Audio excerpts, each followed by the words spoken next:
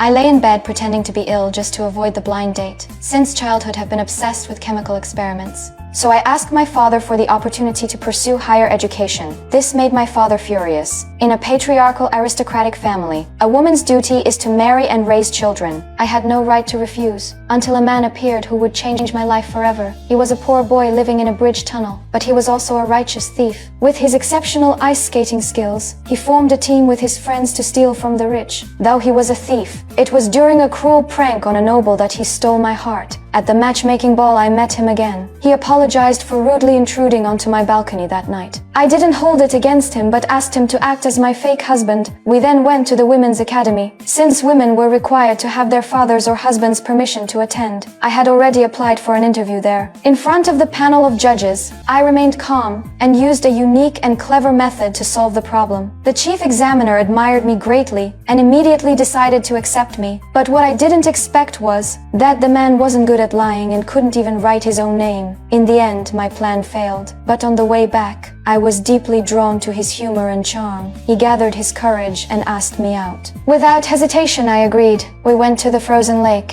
He put ice skates on my feet. We danced freely on the ice. We watched a juggling performance, teased the deer, and tasted cotton candy from a street vendor. In the bustling market under the flickering lights, he was no longer the poor boy under the bridge. I was no longer the princess in the castle. We were simply two free, happy souls. Just as we were enjoying ourselves, the sudden appearance of his friends changed everything.